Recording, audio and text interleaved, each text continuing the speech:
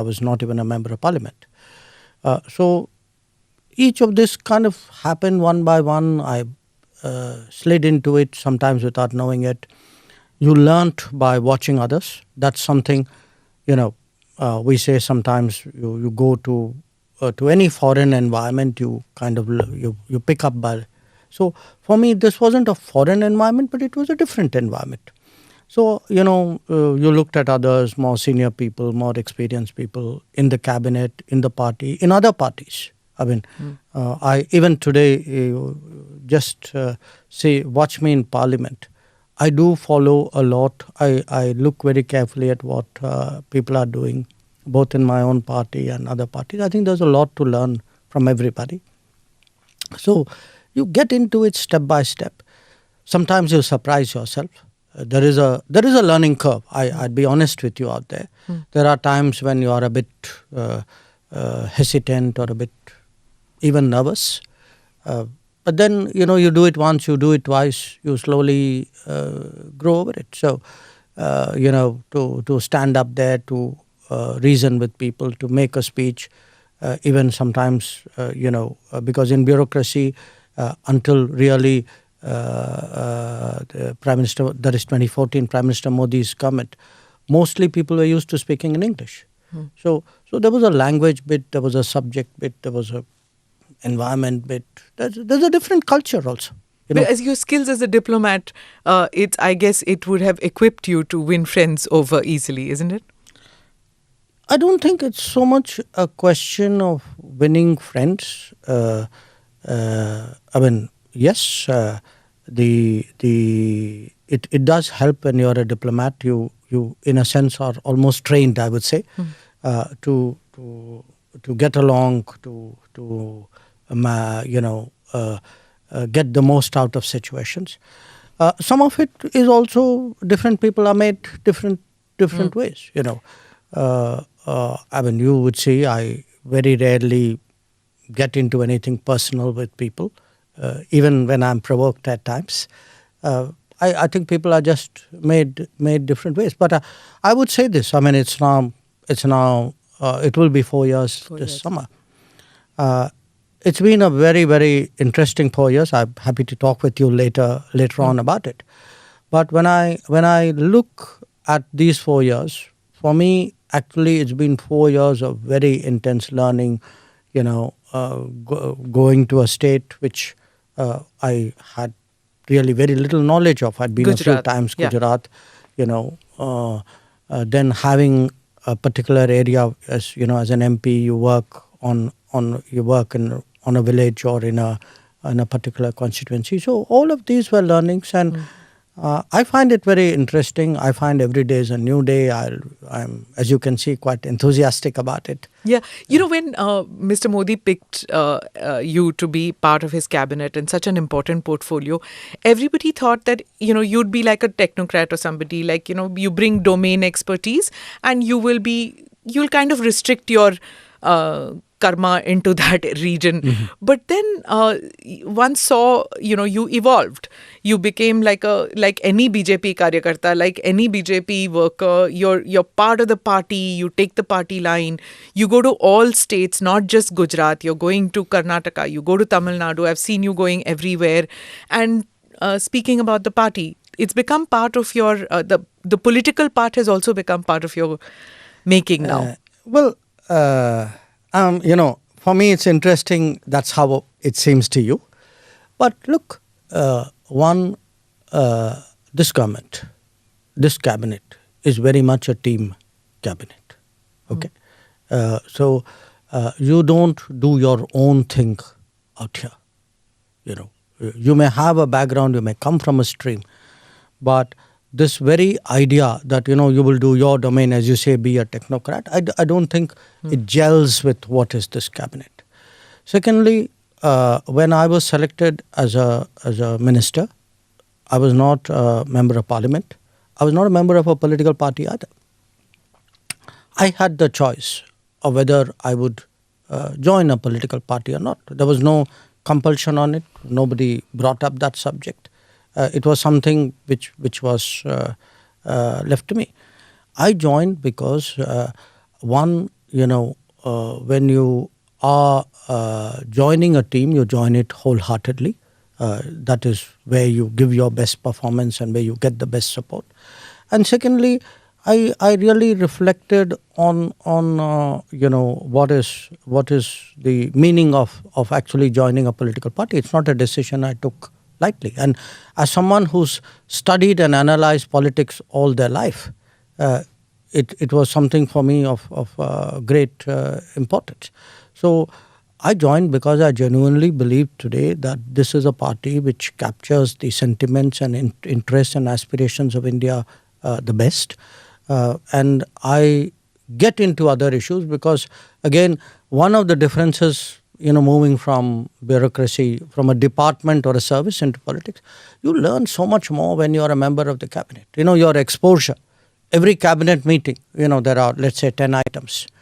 It could be on agriculture, could be on infrastructure, but you get a cabinet note. You read the note. You are interested. You will study a little bit more. So you actually your interest broaden, and if your interest broaden when you go out there and speak to people, it'll show up. Is there any difference in how Dr. Jaishankar, the diplomat, thought and operated, and how Dr. Jaishankar, the External Affairs Minister, politician, BJP worker, thinks and operates?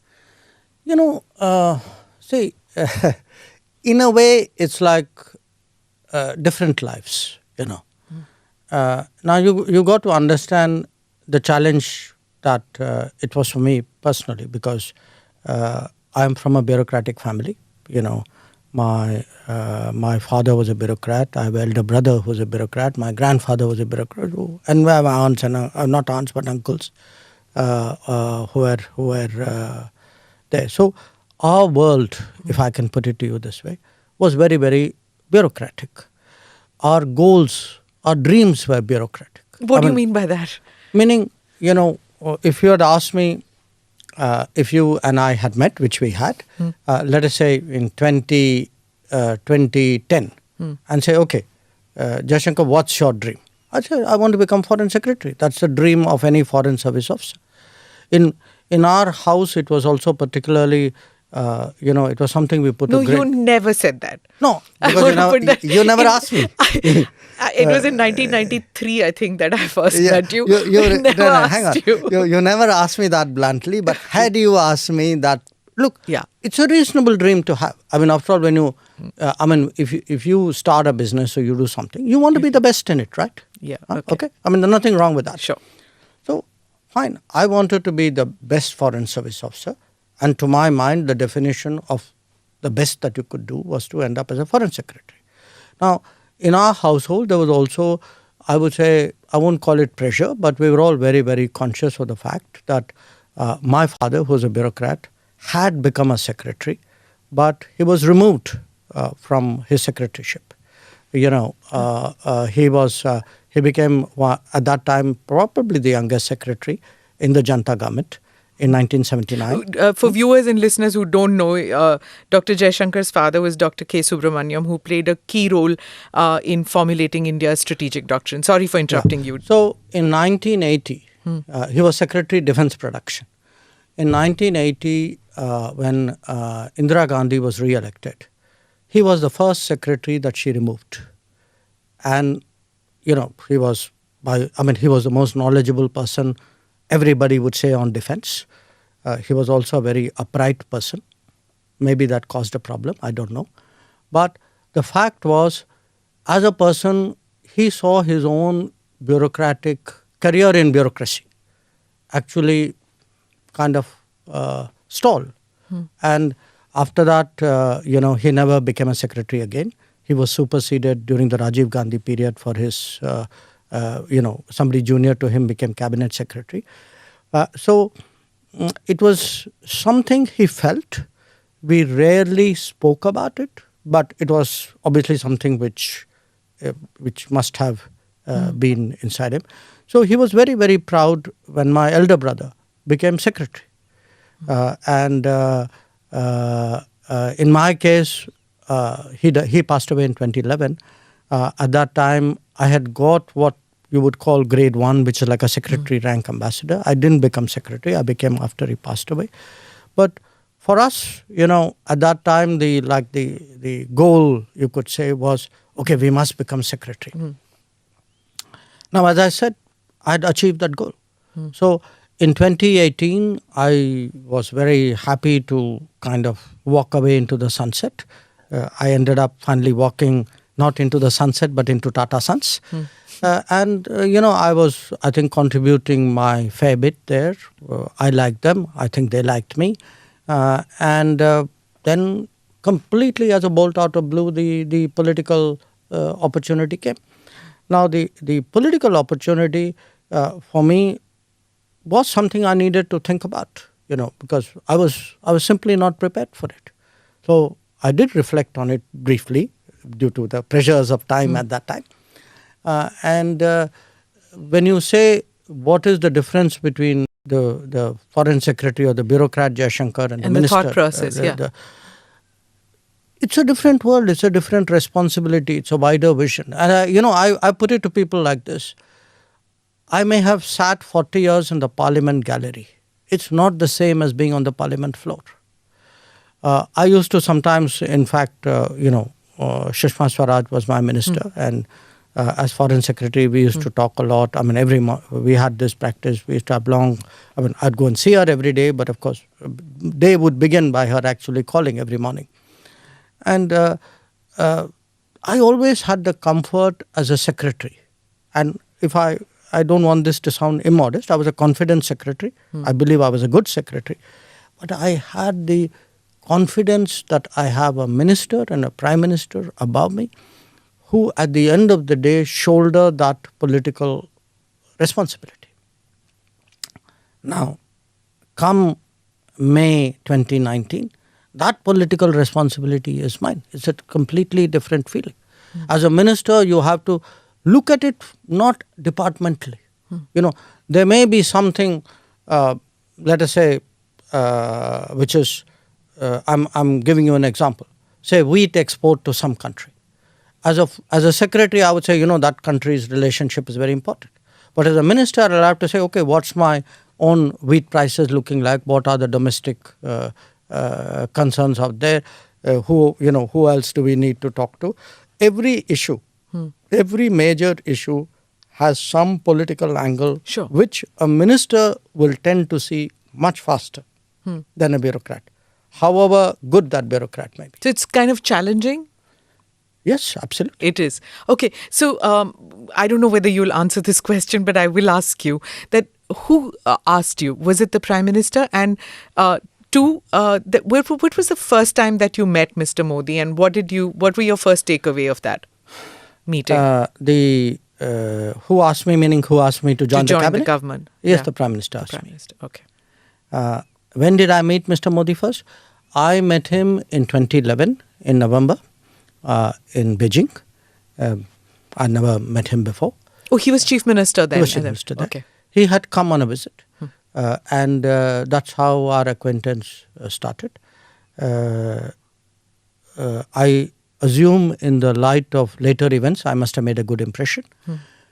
I can tell you, frankly, he made a very big impression on me because by 2011, I had already done, I had done what... two ambassadorial postings already, No, right? this was my third. Third one, yeah. And I'd seen... So Singapore and Czech. So I'd seen, people come and go, chief minister. I had never met someone better prepared, better, more serious, and also more... I found him very interesting. I give you and this is a person, by the way, we are meeting here for the first time.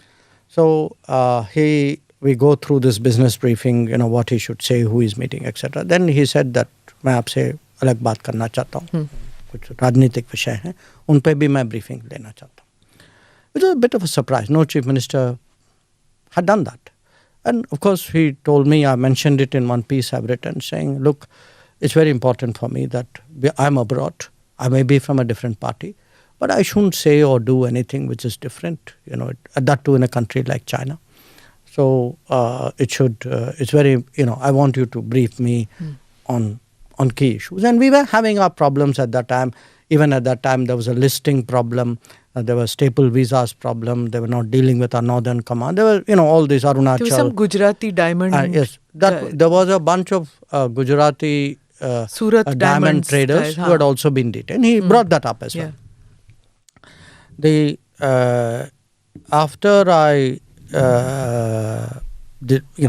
was done with him, and we went for the meetings, and then we were riding in the same car. So he said, I have this habit. He said, मैं हर meeting के बाद मैं debrief लेता हूँ, और अगर आपको कहीं कुछ लगता है कि things are not okay, आप इशारा करिए. Okay. So I remember this because, for me, there is a certain manner of working which he has.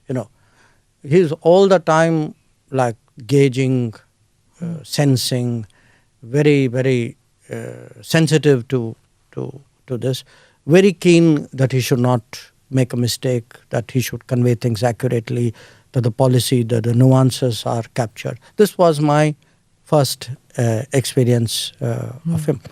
After that, I didn't see him till he became Prime Minister. Okay. Is it the same now?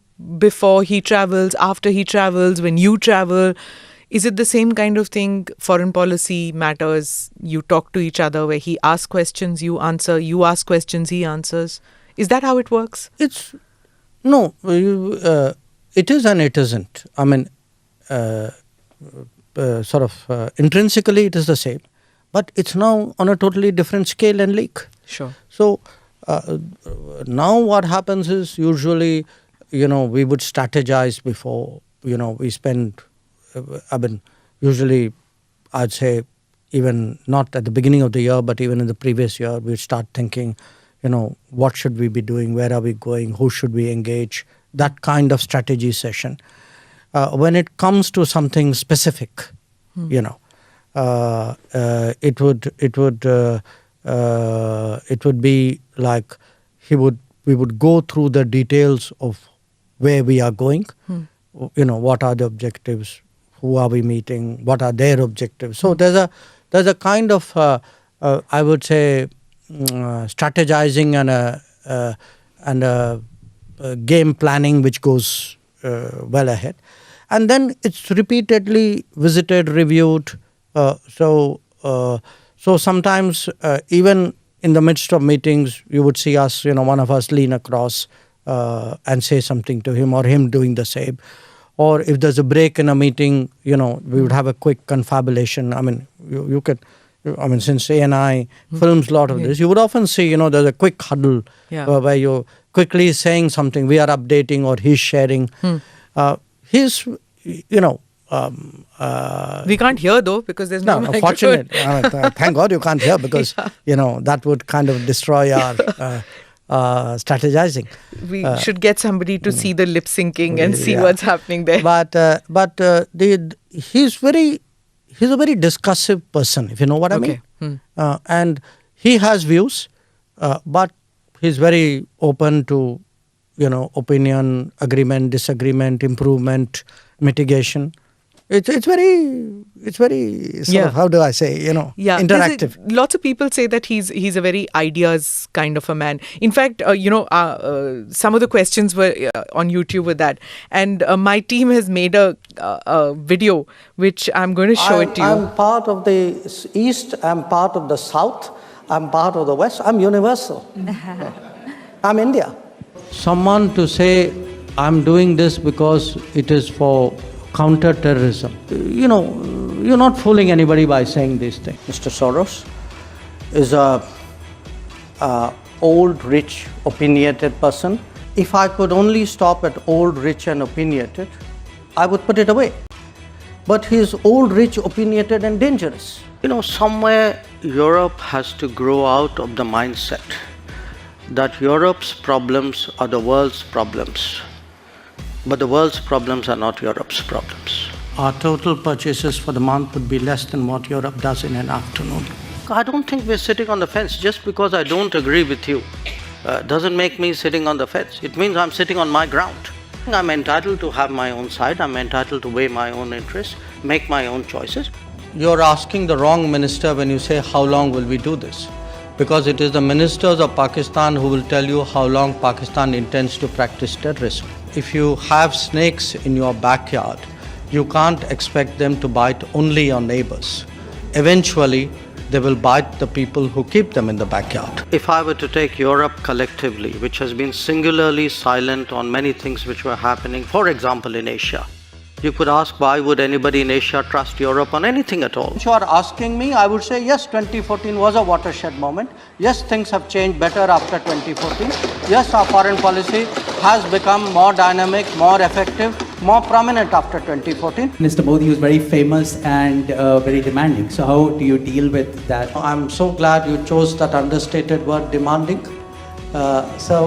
Yes, I think the Prime Minister is demanding. I think he's rightly demanding, because it's time that India had a demanding person as Prime Minister. It's tough to work for a demanding boss, but at the end of the day, you actually, if you feel that's the kind of person the country needs, I think you're willing to do whatever you have to do at that time. Two democracies will end it differently.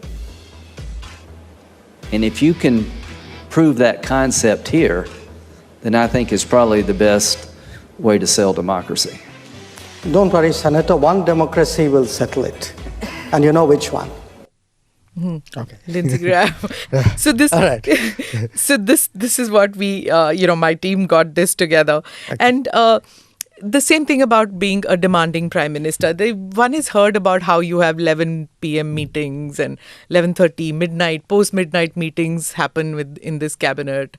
And it's like working, especially during COVID times when these crises happen, the Ukraine situation where Indian students had to be evacuated. Those are like very tense times, right? And he's on the job all the time? Well, look, I don't want you to get it wrong. It's not like you particularly want to meet or the meetings happen at 11 o'clock or late at night kind of thing. I think it's a situation, it's partly the Prime Minister's schedule. But you mentioned, for example, the Ukraine conflict, Operation Ganga. Now, what was happening at that time was that the Prime Minister was busy campaigning in UP, if you remember at that time. Now, last year, same time. Yep. Now, 24th of February. I think. A little bit later. Yeah, 20. Okay. Now, it could have been, I don't know, maybe some other Prime Minister would have said, okay, guys, I'm busy with UP now, you go manage this. But I think it bothered him. He felt he needed to get a good sense. I mean, lives were at stake. So we would have situations where he would campaign the whole day, come back to Delhi. I mean, you could see sometimes, how exhausted he was. And then somewhere he would find that energy and the adrenaline. And we would meet late because he's come back late from campaigning. Sometimes the situation would call for it. I think I once mentioned this, maybe in one of those same occasions you showed me right now, which was our consulate in Mazar-e-Sharif being attacked. And I remember I think it was past midnight, and I also have this habit of staying up late, and I like to clear my desk every day without fail. And in fact, he called up, and normally, some other guy comes up and sort of says the PM wants to talk to you. In this case, it was him. And so I think if there is something happens, he feels, he feels deeply about it. He sort of feels it's not like ask somebody to do something. He wants to know that it's being done. Now, mind you, having said that, I also say this as his working style, that once an objective is achieved or a mission is set or whatever it is, you get the space to then carry it out. Okay. So, say Operation Ganga, I mean, he would want to know what we were doing. He would sometimes give suggestions saying, अच्छा आप ये कभी इसके बारे में सोचा, कभी इसका भी देखिएगा, वहाँ भी ये करिए. But it was not like he was wanting to, get down. He trusted you with the details. And that's why, I mean, for me, the sort of, I would say, the pleasure of working with him. I mean, what does anybody need from a boss? You need from a boss somebody who gives you a goal with clarity, who, whatever their thoughts, ideas, etc. share. Then if you are the experienced operational person, you leave them to figure out how it is done. You take your feedback. You might want to course correct, but he gives you a lot of the space, and which is why I think if you look at the last 7-8 years of Indian foreign policy, we are able to move. I give you why Operation Ganga. I'll give you Operation Dost right now. Yeah, Turkey. Yes, Turkey. The earthquake happened. I think literally in a very, very short time. He wanted to know what are our thoughts. I kind of sent in our thoughts. I very quickly consulted, my people in my own ministry, and literally within a few minutes we were told, okay, you got the go now. Go, talk to NDRF, whatever. Yeah, in 48 hours, if I'm not mistaken, that they were already there. We were less than 48 Less than 48 hours.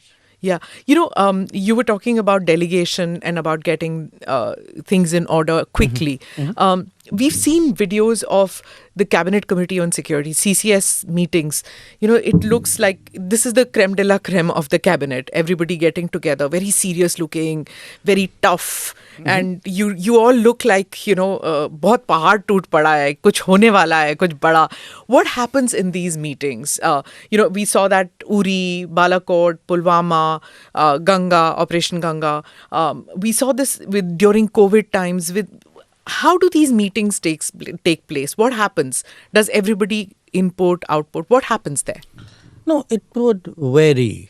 See, if there's a larger meeting, usually there would be some kind of briefer in any meeting, because somebody has to put the proposition and then, obviously then the floor kind of gets opened up. Typically, the Prime Minister comes in sort of late, I would say. He allows people to speak before he actually says anything. That would be a norm. We may look very serious because usually when CCS meets, it's a serious matter. The routine CCS meeting, we have, Sure. If there is something which some agreement or purchase or something needs to be cleared, often you don't get the photo of it because you yourself would not be covering it.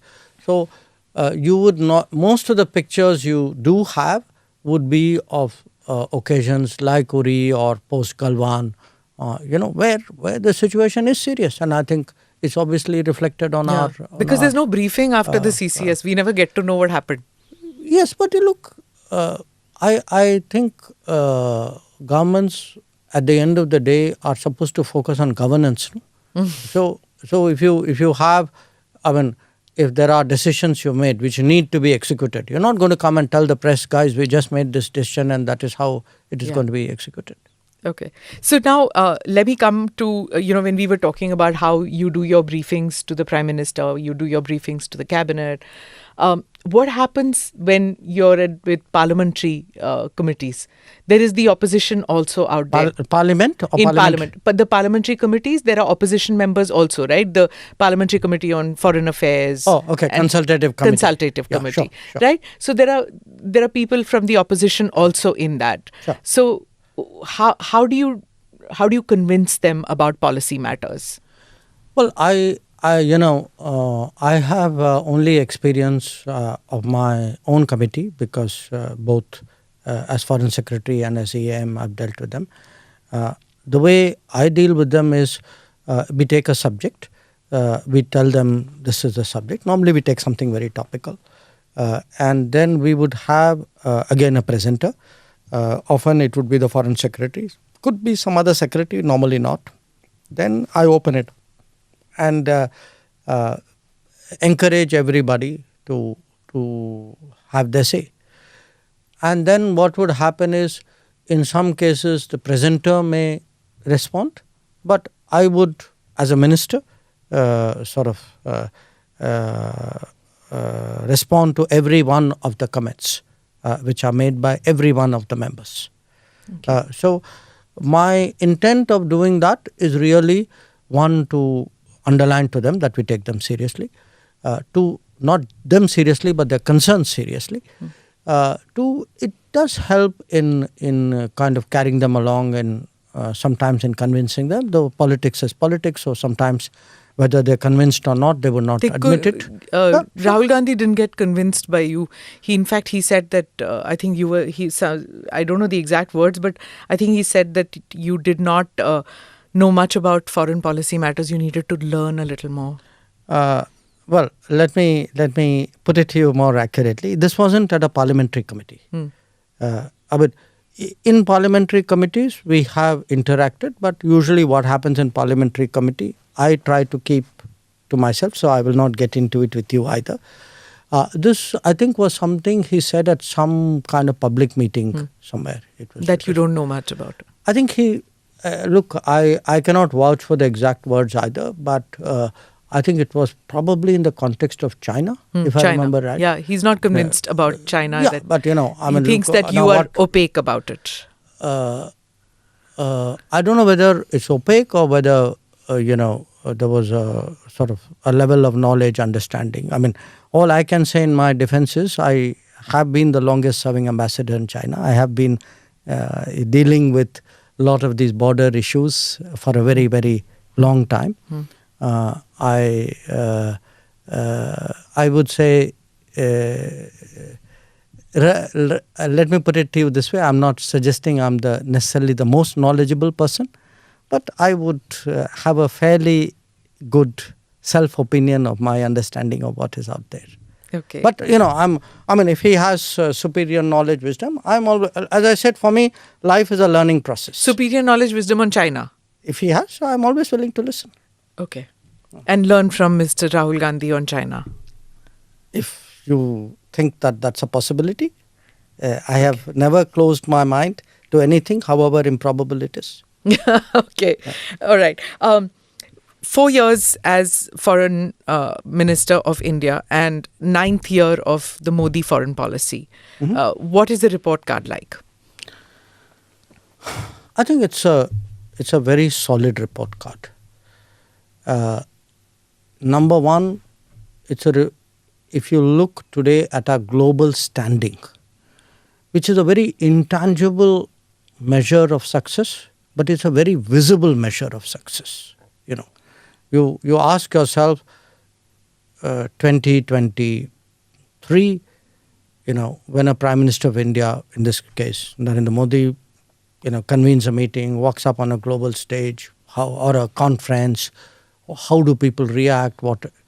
Compare it with him 5 years ago, perhaps with his predecessors, many of them.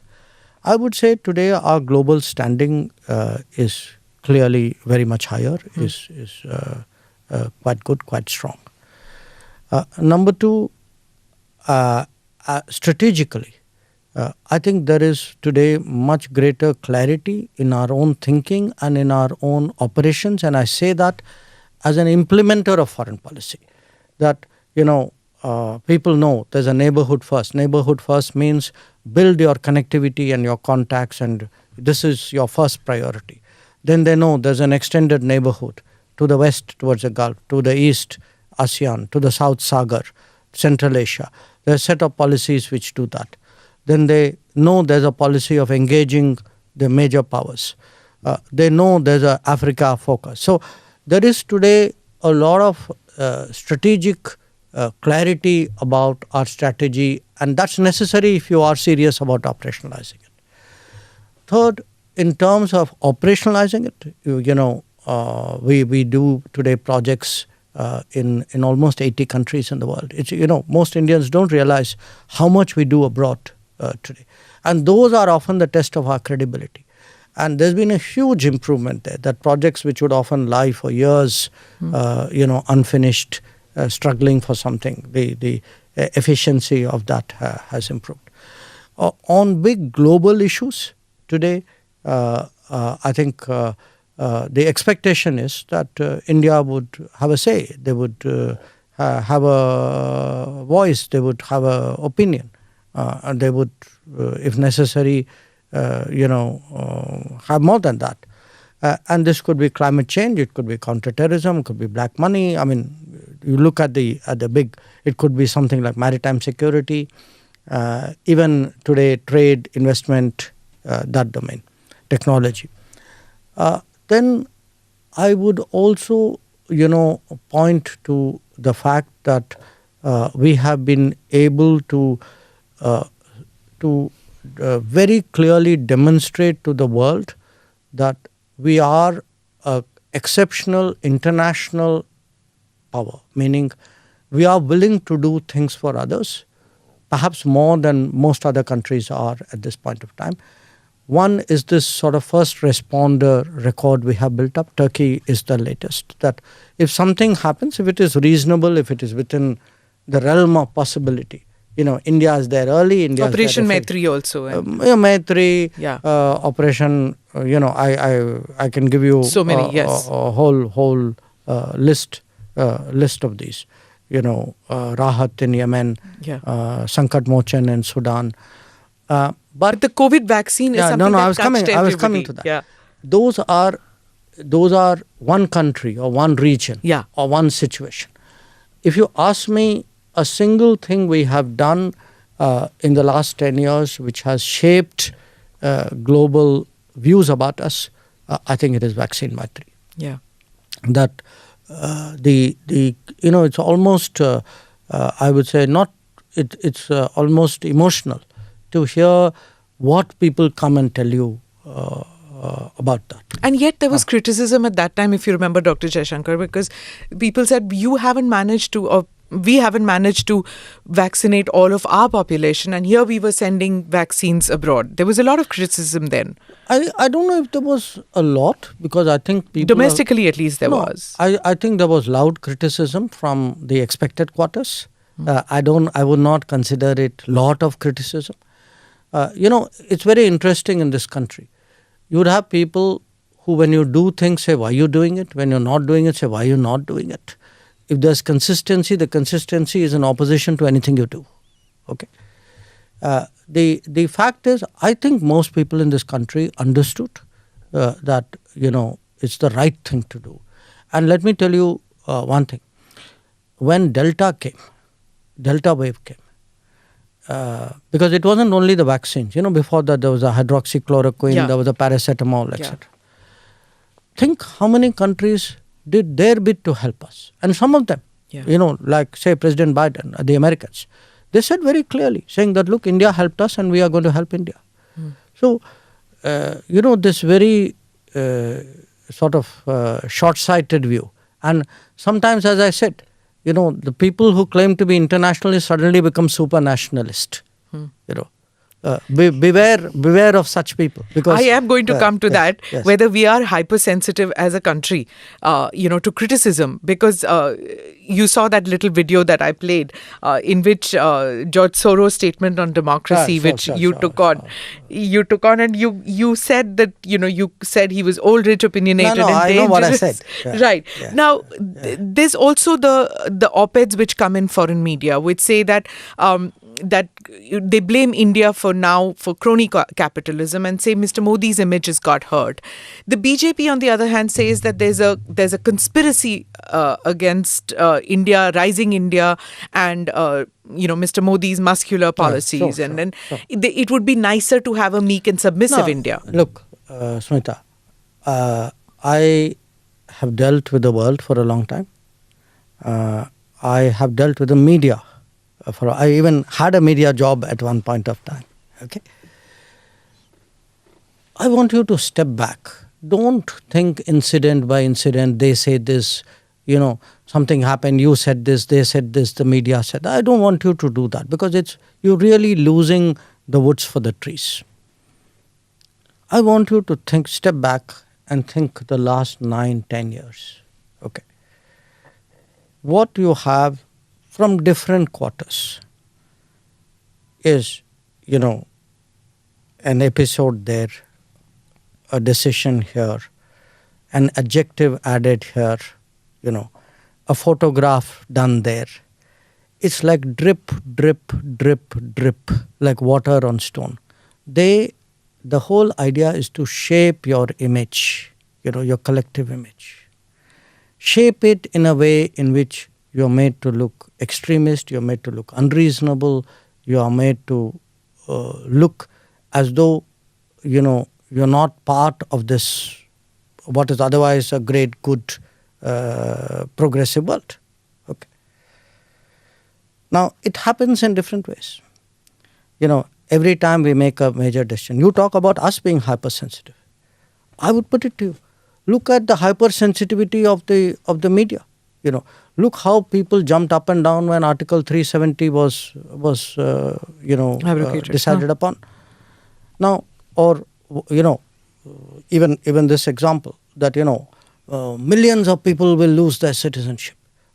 And then see sometimes the dishonesty of the it. CAA one that you're talking see about. The dishonesty of it. You had reports, and I'm not personalizing it. I've got nothing against individual A or B or newspaper A or B, but each one of them has contributed their bit. Okay. You actually have people who would suggest problems in Assam are because of Narendra Modi. Now you and I know, come on, this is Indira Gandhi's time. Okay, but that is whitewashed. You have people who say, there's serious problem with judiciary because there's an ex-chief justice who has now entered parliament. Is it for the first time? No, there was Ranganath Mishra did it earlier. So, our institutions come under attack. Suddenly, as I tell people, say what you will for me. To me, which one of us doubts our election commission?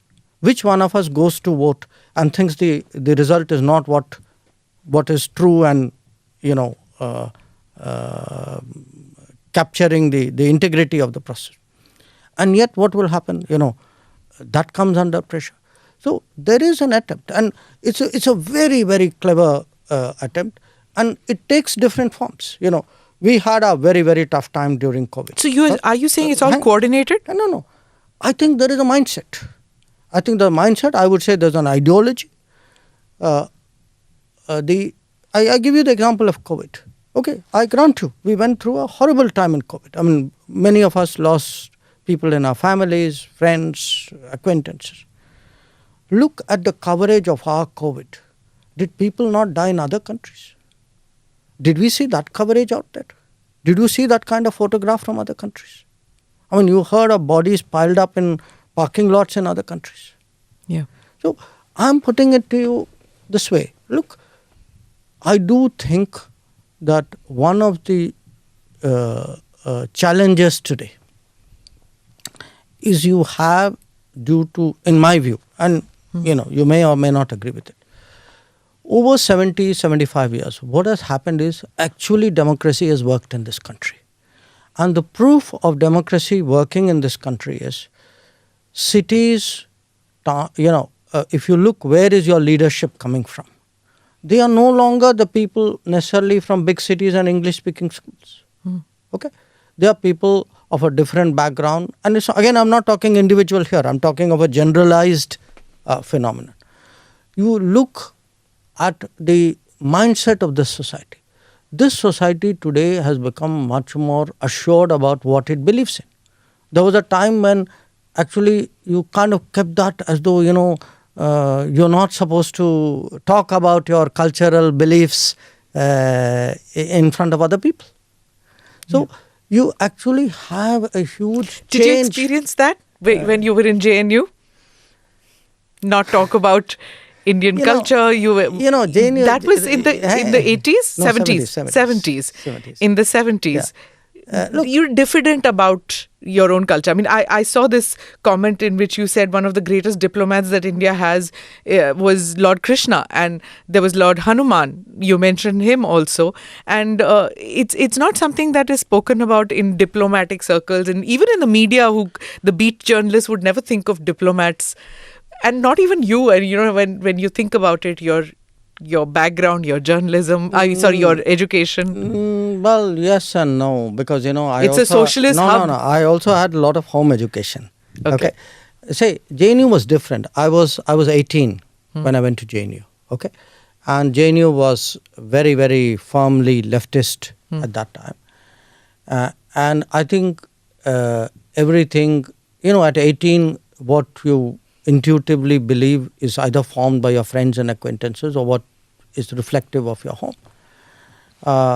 And definitely in our home, my father, who was a very strong influence on us, was very distrustful of ideologies and people who he believed were not, who did not have the loyalties in our own country.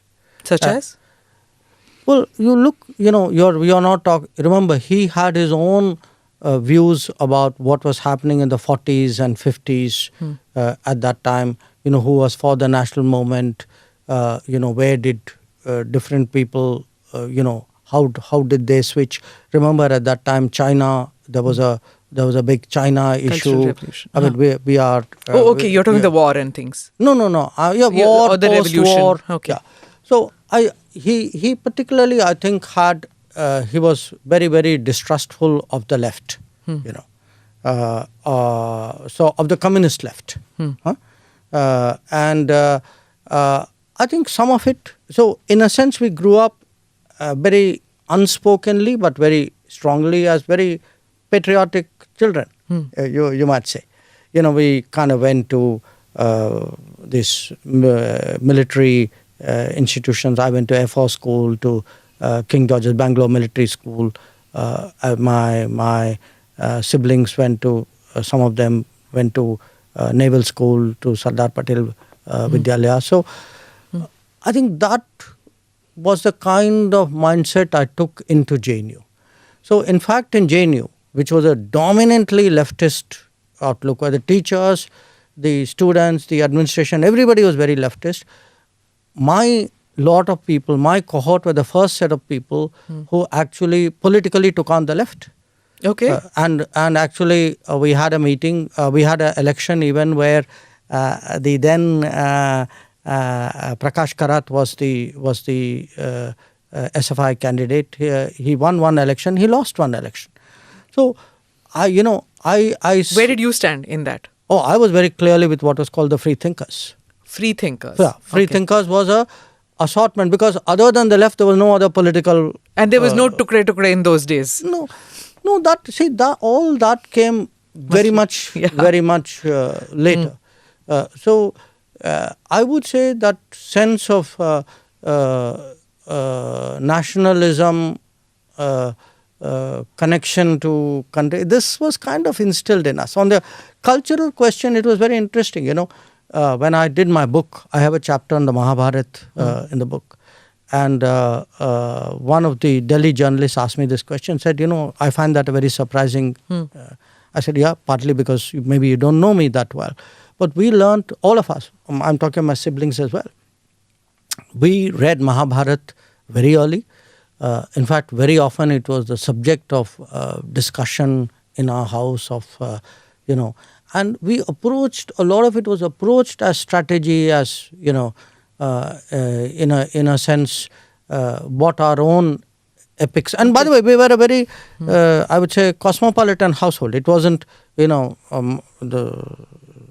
same father also gave us Iliad and Odyssey and other things as well. Okay. So you had Homer on one side and you had the Mahabharata on the other side. And a lot of things in between. And a lot of things. Yeah, sure. Okay, I'm sure you had Plato and Aristotle too. I'm a political science student. Yes. I actually studied those. Yes. Yeah. Yes. So I'm going to come to this whole thing about the sensitivity issue. Do you feel that, because many say that ban this and ban that, do you believe that that is a solution to it? Banning a documentary here, banning a book there, asking a channel not to broadcast in India? No. Look, I don't think that you're asking the right question. I'd ask you a counter question. What is it we are debating?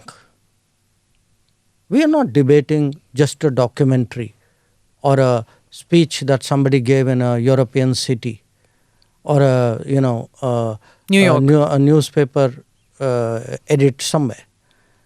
We are debating actually politics, which is being conducted ostensibly as media, as so.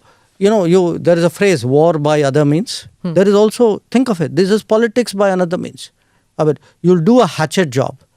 Then you want to do a hatchet job and say, well, this is just another quest for truth which we decided after 20 years to put out at this time. So I mean, come on, you think the timing is accidental? I mean, let me tell you one thing. I don't know if election season has started in India and Delhi or not, but for sure it has started in London and New York. Okay. So this is what it is that, there's a lot that is being said, that the rise of Mr. Modi and consequently the rise of India. These two things are happening at the same time, which is not acceptable to people in these Western capitals that you're talking, and certain Indian quarters too. Do you agree with that point of view? I mean, do you doubt it? I'm asking you. No, look who welcomes because it. Ashley Tellis, Ashley Tellis, right? Who are cheerleaders. Your friend. Let me answer your question. What is happening is, just like I told you, this drip, drip, drip, how do you shape a very extremist image of India, of the government, of the BJP, of the Prime Minister? Huh? I mean, this has been going on for a decade. Okay, let's not have illusions about it. How some of this has a different variant, which is you will say something, there's an echo chamber, it'll be picked up outside, then you'll say, aha, see, they're saying it outside, that must be true. Then you will say it inside. So there's a ding-dong going on. See, look, this is a globalized world. People take that politics abroad. Politics of India doesn't stop at its borders. Sometimes politics of India doesn't even originate in its borders. It comes from outside. Ideas come from outside, agendas come from outside. Otherwise, please tell me why suddenly, there's a surge of reports and, attention and views. I mean, were some of these things not happening earlier? I mean, I gave you the example of Assam. Yeah.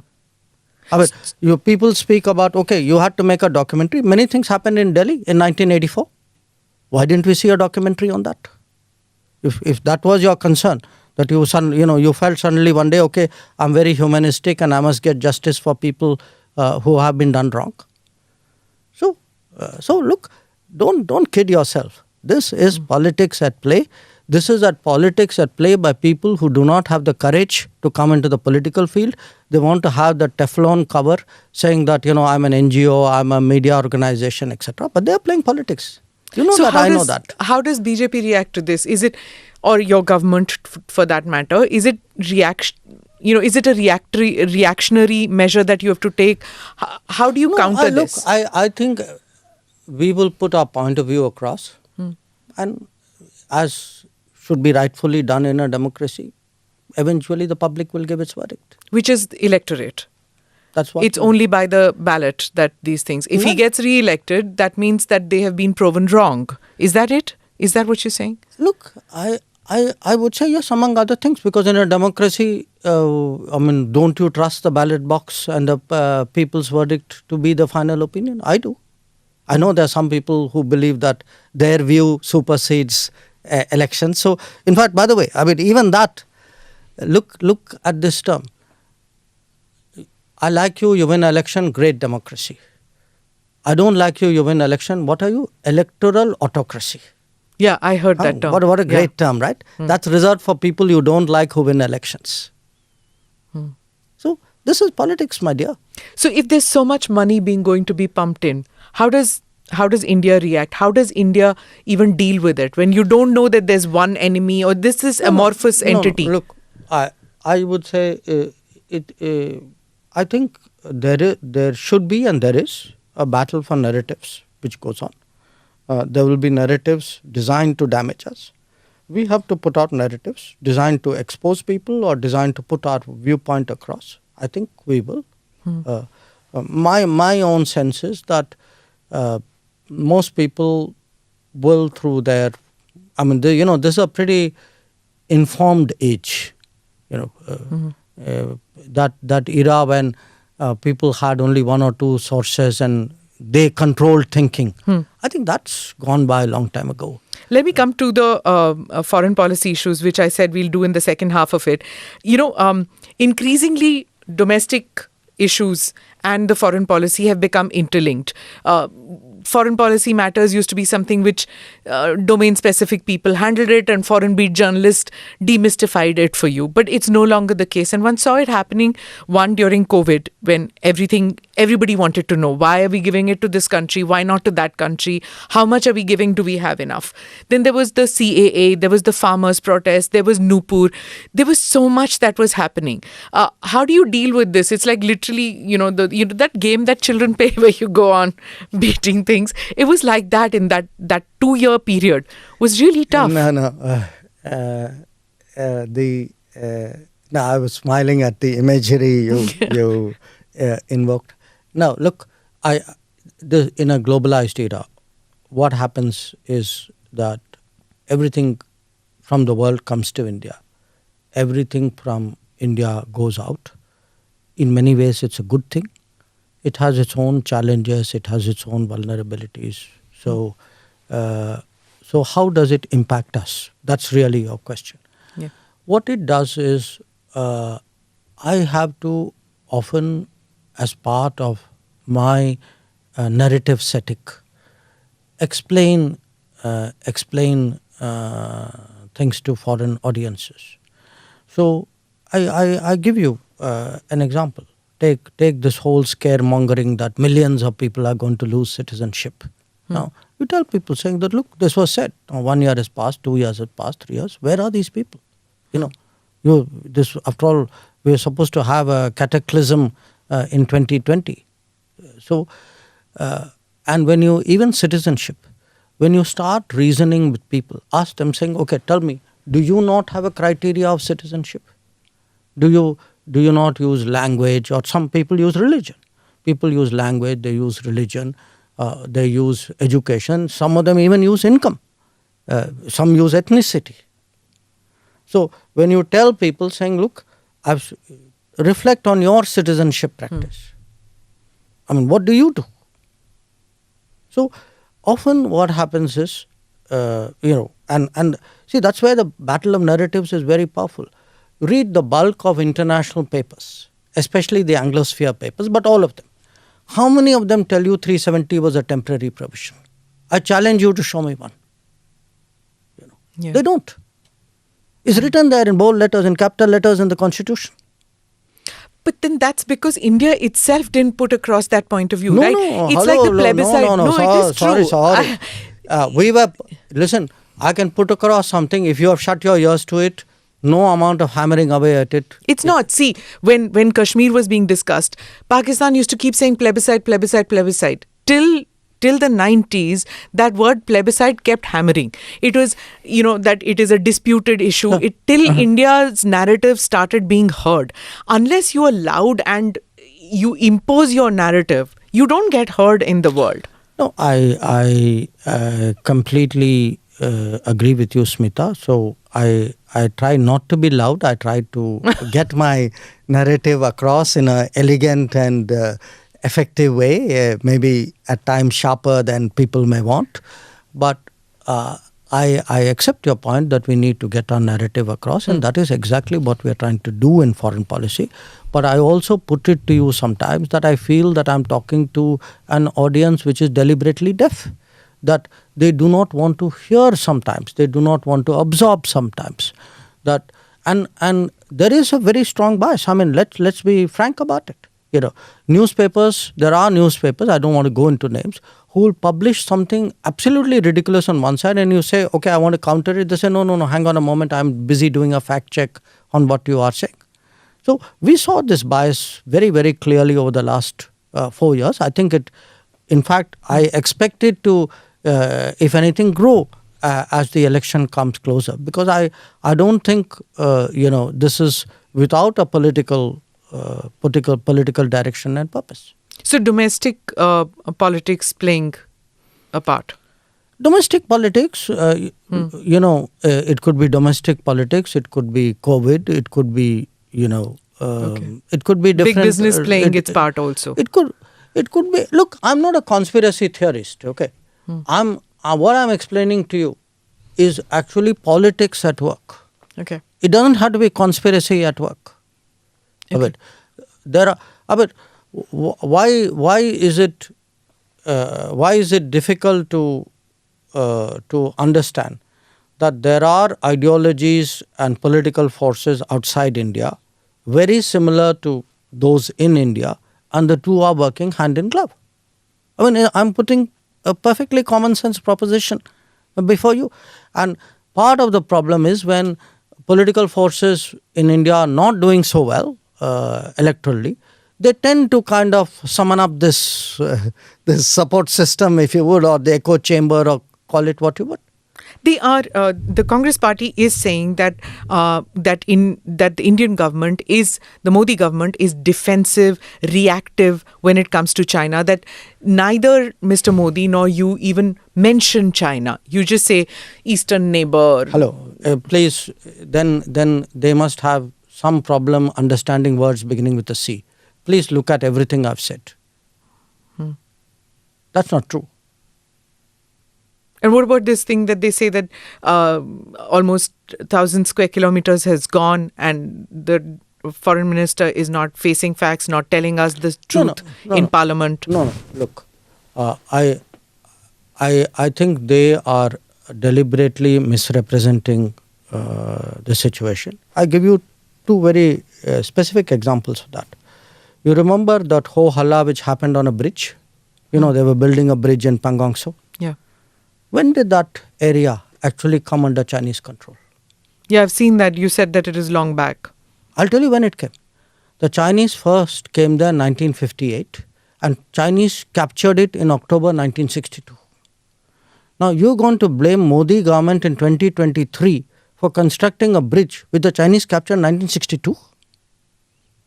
And you don't have the honesty to say that is where it happened. Or let me give you another example. These border villages. Now there were border villages which have come up in areas which the Chinese actually, in Longju, there was a clash and it's not a secret, at that time it was hotly debated in India, in the parliament, in the media. So what happens, you do the smoke and mirrors, say, oh, there is something happening here. It's almost like 1962 never happened. It is like, we should be, let me give you a very, very, a different example. Everybody say, we should be having our troops up there. We should be building border infrastructure. Hello, why didn't you build that border infrastructure? I just look at the budget of the border infrastructure. During the Modi period, the budget has gone up 5 times. Till 2014, roughly it was 3,000, 4,000 crores was the budget. Today it is 14,000 crores. If you look at the roads which are built, you look at the bridges that are built, they have doubled or tripled. You look at the tunnels which are taking place. This government is serious about border infrastructure. Whereas we know the underlying thinking earlier was, let's leave it like that, then the Chinese can't come inside. Which meant you had no intention of contesting them when they came. So, I find it very thick that, look, I don't think, personally, I would get into a blame game. What happened in 62 happened. But if you now want to whitewash all that and say everything happened only in 2020, I have to call you out, no? So you're fortifying the border, the boundary, India-China. So does that make China now the biggest threat to India? Are we in a state of a quasi-war-like situation, conflict-like situation? No. Look, where are we? No. I first of all, I'm not using the word we are fortifying it. I think we are legitimately building our border infrastructure because they have built their border infrastructure. In my view, we should have done it 25 years ago. Again, we are reactive, that means? Your words, Dr. Jaishankar. No, not at all. Look, they are the bigger economy. What am I going to do? As a smaller economy, I'm going to go pick a fight with a bigger economy. It's not a question of reactive, it's a question of having common sense. So, secondly, please bear in mind one thing. we had an agreement that you're not supposed to bring military to the border in large numbers. So by that logic of yours, I should be the first to break the agreement. Why not? No, why should I? Because it doesn't make... Look, please understand... Why are we always the ones not breaking an agreement, and it's always the other side breaking the agreement? No, Sweta, I think you need to sort of take a very... non-aggressive... considered view of this. Okay. Why do we reach agreements? We reach agreements because it is in our interest to stabilize a border or a situation. Okay? It's not out of love and affection and sentiment that you do. It's cold calculation and common sense. Okay?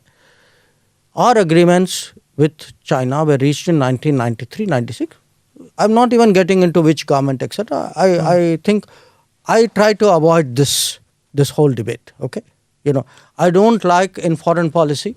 Maybe it is because I've been myself so long in this field. I don't like to necessarily say these people were right and those people are wrong. I don't think it serves the nation well. Okay. But if I do find that others are playing a political game where everything is being blamed on the present dispensation and entire history is being whitewashed, I think the history has to come out. Okay. Now, on the question of breaking the agreement or not breaking the agreement, generally countries as a rule, sensible countries do not, because what do you need most in international... If you have a reputation as a country which breaks agreement, what do you think is the worth of your agreement? That is China. Where have they kept the agreement with any country? Hello. Or Pakistan for that matter. From 1993, 1996 okay, not a to single 2020. bullet. No, forget bullet. From 93, 96 till 2020, was that agreement observed or not? So how can you say, the agreement is not worth a piece of paper and nothing, all agreements must be broken? They took accusation. 1962. 62. They took accusation between 1958 and 1962. Okay. So, if you didn't need agreements, why did you sign them? I mean, you went in 1988. Rajiv Gandhi went to Beijing in 1988. 88, correct. Okay. December. You signed agreements in 93, 96. I don't think signing those agreements was wrong. I disagree with you. And this is not a political point I'm making. Okay. I think those agreements were signed because at that time we needed to stabilize the border. And they did stabilize the border. Please also note that. So this suggestion of yours that people sign and compulsorily break the next day, that's not true. Now, why can we not come to an agreement on where is the boundary, how many rounds of talks, and it's non-conclusive? Because when people are, their claims, when any other country's claims are not reasonable, you will not come to agreement. I mean, you and I can come to an agreement. If I make claims on you which are not reasonable, but you will concede it because 25 rounds have happened.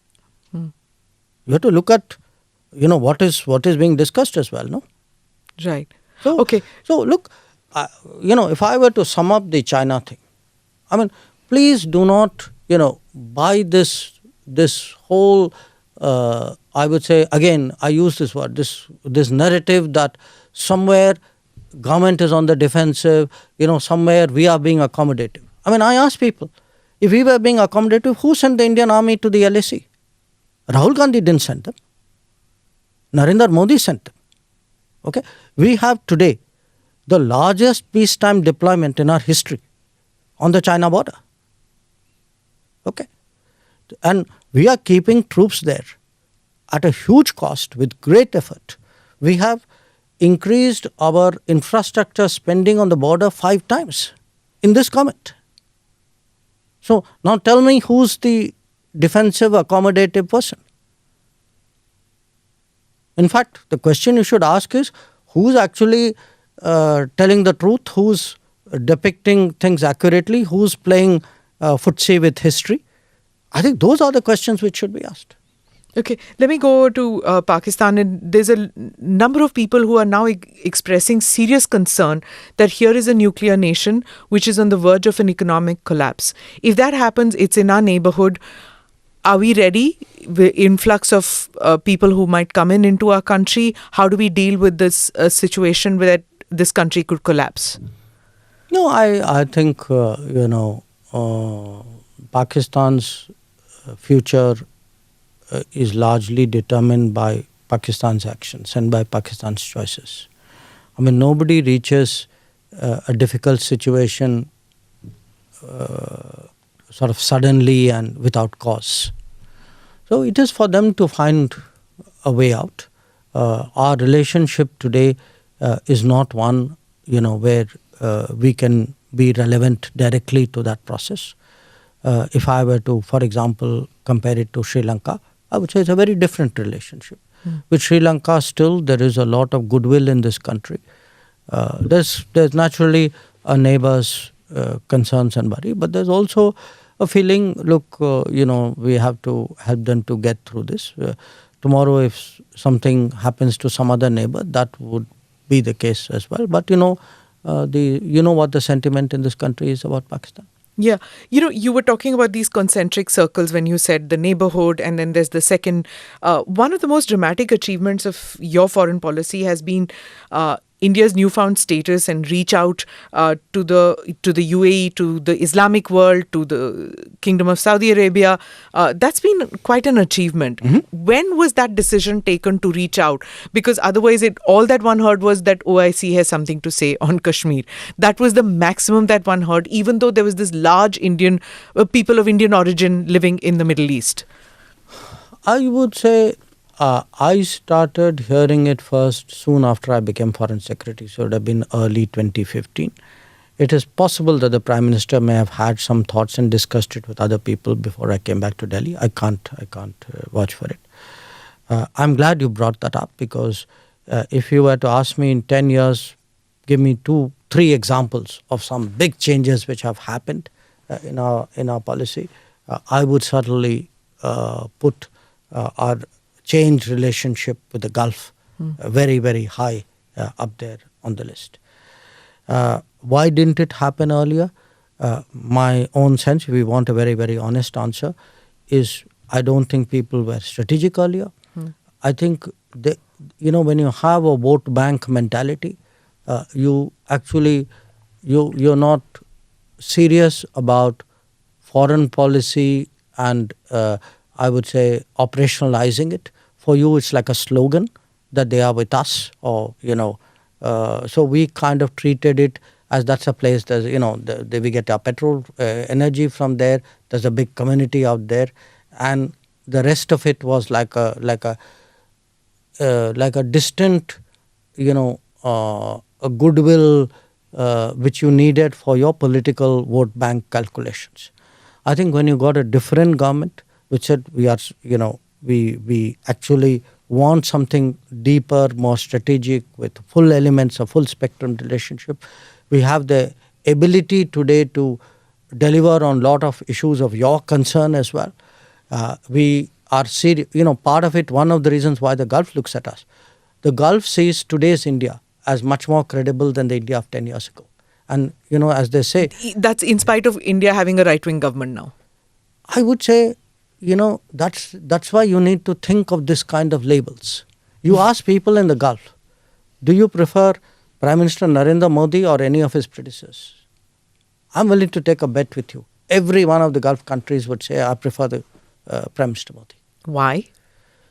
I think they think he's a more serious person. He's a person who's more credible, who's actually broad-based that relationship. He's done more for the relationship than everybody else.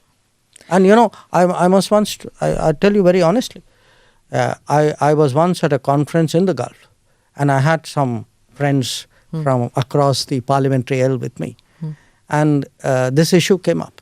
And the person from the Gulf actually, and this was like maybe 2018-19, he said, these guys, he's looking at me, he said, they've done more in 4 years than you guys did in 40. That's the kind of image there is in that part of the world. Is Kashmir on the table now? It used to be, I know. Is Kashmir on the table when you deal with countries in West Asia now? No, what do you mean on the table? Do they speak about it? Do they ask you about it? No, look, Kashmir is part of India. That's it. It was always a part of India, but after the abrogation, Pakistan had upped the ante Does that matter at all to these No, countries? it doesn't come up in any of my conversations. It doesn't come up. Okay, I'm going to go on to these new partnerships. Okay, the new partnerships that are happening, the Quad, the I2U2, India SEO, India ASEAN, all these which are happening. The opposition tends to say that though India is now partnering in all these groupings, where is it going? Is it just, are these just talk shops? It's going well, it's going up, it's going good. So what's the problem? That these are just talk shops and these are places where nothing gets done actually. That India doesn't, this whole thing about, Vishwaguru and things, where India is just posturing. Listen, the opposition has to say things, they are opposition. Why would that be the basis for any serious question on your part? So where are we headed in as far as G20 is concerned? It's become a people's movement. No, hang on, make up your mind. Are we talking G20? Are we All talking Quad? No, they're very different. So I2U2, BRICS, SEO. No. Look at the number of partnerships that we have now. Okay, all right, very good. Let's stop there. Why do we have so many partnerships? Answer, because we get along with so many people. How are we able to manage different kinds of partnerships? Maybe because we're good at it. Maybe because they see value in us. Are they delivering things? Well, it depends on them. Take Quad, for instance. Definitely Quad has delivered on a number of issues and likely to deliver on many more. In the case of I2U2, it has just started, but already there are projects on food security and renewable energy which have come out of it. In some cases like BRICS, which by the way was not started recently, it has an old history, they are not meant to be necessarily translated into specific outcomes. Often they express a collective position on a set of issues. So I think it depends on the forum concerned. I think you can't club all of them.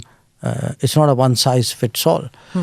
But if I mean, as I said, the opposition will say what it will. But you please go out there in the world. I've just come back today from Australia. Yeah. People regard Quad as probably the most important strategic foreign policy development in the last 20 years. Yesterday you were in Sydney. I mean, you just were in Australia. Today you met with Senator Chuck Schumer. And there's this whole talk that, India has moved so close to the Western Bloc that our position, which was centrist with non-alignment, no longer exists. Is that over?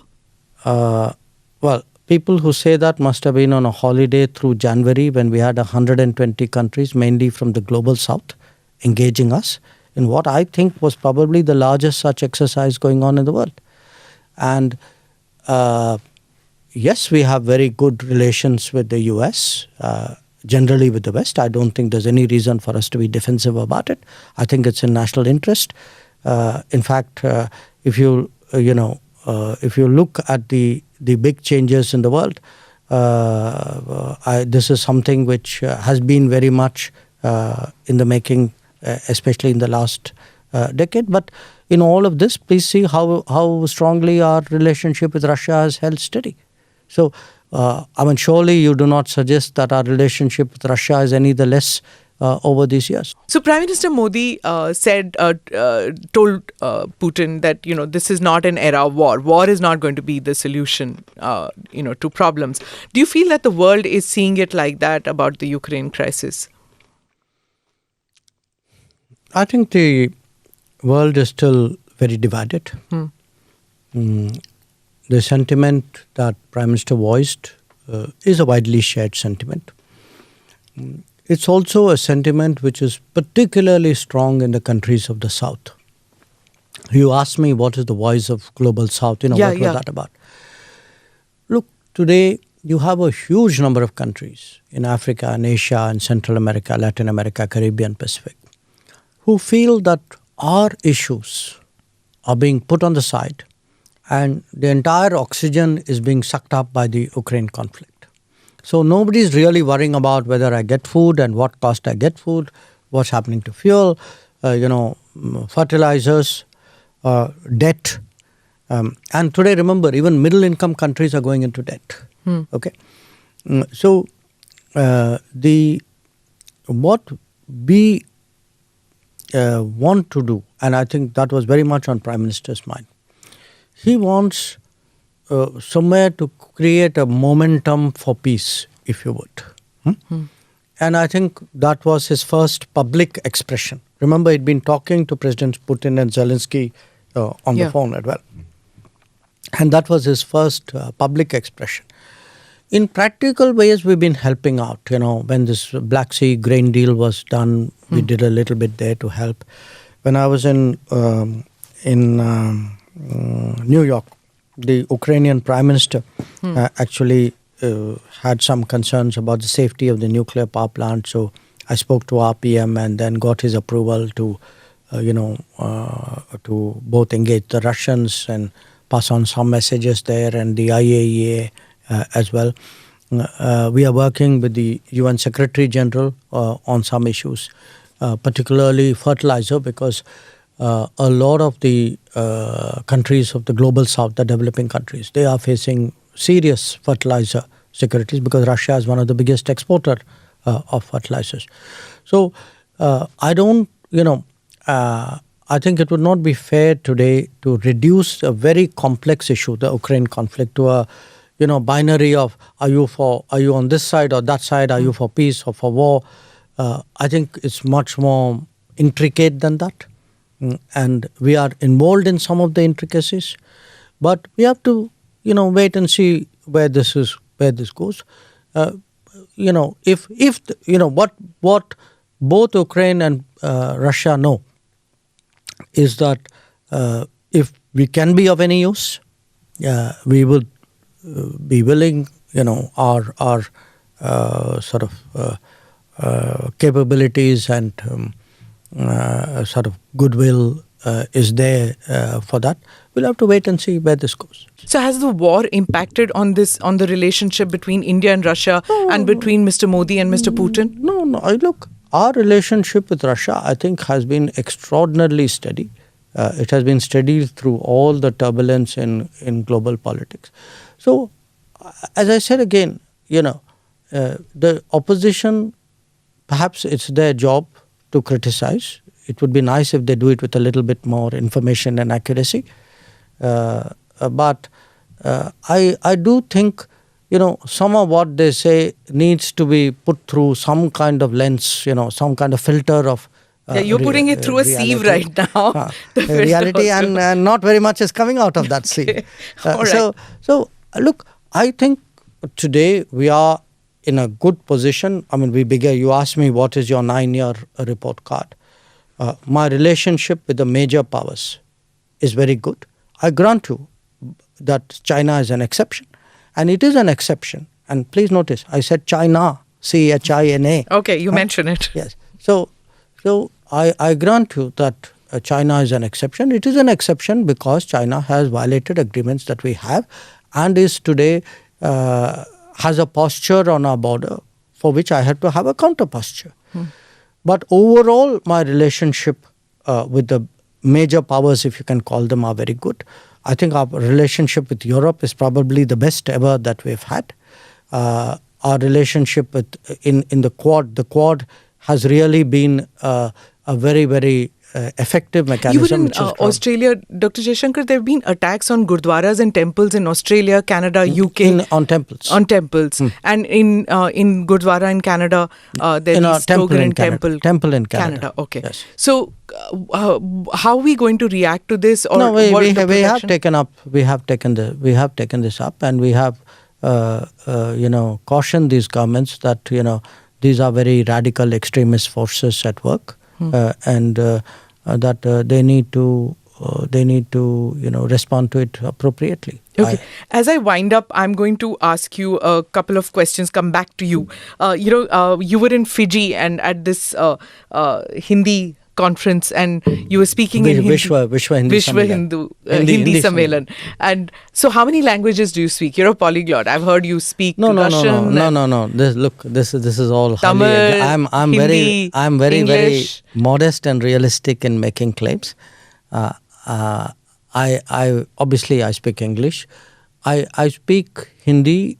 I won't say at a very high standard, but with a kind of a street smart fluency. The Tamilian Hindi, or is it a JNU Hindi? No. It's actually a Delhi Hindi. Delhi Hindi. I mean, I was born in Delhi. Okay. You were born in Delhi? Yes, I was born in Delhi. I was born in Delhi. I grew up in Delhi. I spent, whatever time I've spent in India is largely Delhi. So it's a very Delhi person's, I would say, fluent, not always complex Hindi, but I think I'm... You're breaking the stereotype of a Tamilian speaking Hindi, fluent Hindi. You do speak. But because I grew up in Hindi, I didn't have the advantage of ever studying Tamil. I spent very few years. You grew up in Delhi, so you speak. Yeah, in Delhi. I spent very, very few years in... But you can speak Tamil? I can speak Tamil, but not with the kind of fluency and command of vocabulary that I would like. Russian, it seems, I believe. Russian is different because I actually studied Russian when I was in the Foreign Service. We are allotted a language, so I went there. So I actually properly studied it using books and so on. It's been many, many years, but I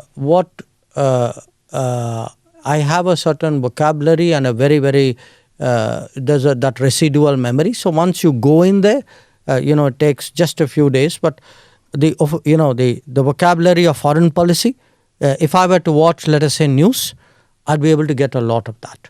Okay. If I were to be on the street, it'll take me longer because there'll be accent, more colloquial stuff. I have a certain, I would say, working rudimentary sense of Japanese because I do need to talk to my wife from time to time. Okay. Right? So this multicultural exchanges that you have at home, tell me about that. Japanese wife, Tamil husband, how does... look, what has happened is we've kind of evolved something which is peculiar to us, and this happens, in this situation. I mean, it could be your food, it could be your slang language, what you say to each other. I mean, we use phrases which somebody else listening in would find very difficult because there could be Japanese slang put in an English sentence, sometimes with a Hindi twist because my wife's linguistic ability is much better than mine. So we sort of end up with some kind of, I would say, she can speak Hindi too a little bit. She speaks Hindi, but she again picked it up without studying. Without studying. Okay. So I learned Hungarian, but unfortunately it's very rusty because when you don't use a language. Reading it ulta, no? No. Hungarian is Sida. Yes. Okay. But it's a very complex language. Okay. So it's a Finno-Greek group. So people make more claims about me than I do myself. I'm very, very... Everybody wants to know, are you going to contest Lok Sabha polls in 2024? I am a Rajya Sabha member. My term expires this year. After that, we'll have to see. No, don't give... see this, I don't know how many, 25 years maybe I've heard these diplomatic answers from you and tried to find answers. No, look, on... Would you want to? On these things, I tell you, I'm going back to your first question. I'm actually honestly in awe of people, of everybody, irrespective of party, who have spent their lives in politics, because you actually don't know how incredibly hard it is, how demanding it is, how much it takes up not of your time but of your life, the kind of effort that they put. There are no Saturday, Sunday, holiday, morning, night, nothing. And it's only when you are in politics that you can actually see what it is. And I would say those who particularly contest Lok Sabha, they are like at the cutting edge of that, because it's an enormous demand. But most people would think that it's a life of privilege. Lal batti wali gaadi, Latin's bungalow. Look, I know that is the popular impression, and I say this, Please do not think I'm saying it because I joined politics. I'm saying it because actually I'm only now getting into political life, and I'm getting into it at a fairly ripe age from another profession. Even I did not realize it till, I would watch politicians, as I said. Watching them, meeting them from time to time is very different. When you actually see the lives, live the life, the kind of travel they do, the kind of openness of, with which you have to keep your activities going. It's a huge, You're doing huge, that in Rajya Sabha. You're doing that as a Rajya Sabha MP. You're traveling a lot. You're traveling within the country. You're traveling outside the country. Look, it's not a patch on what the others do. I mean, because I do spend, as a minister, I have to spend a lot of time here. As a Delhi person, I have to spend a lot of time here.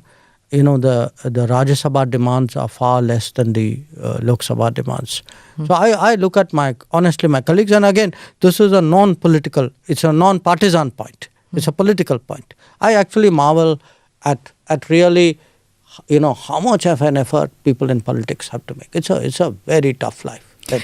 Just in conclusion, when you were saying non-partisan, I must comment on this, that when you joined the government, there are many in my friend circle, in my colleague circle, who were like, why does Dr. Jaishankar want to join politics? Why? He's had such a sterling career in bureaucracy. And many felt very let down when you joined politics, that, now you've chosen a party. You represented just India, but now you've chosen a political party. And in 2014, there was a kind of a watershed moment, and maybe even 2018 later, 2019 too, where even Mr. Modi brings that out in many people. That people adore him and they're like him a lot. And on the other side, they feel that, no, not him. So when you chose to join the BJP, you made that choice. You moved away. Did you feel you lost friends at that stage, or many people who moved away from you?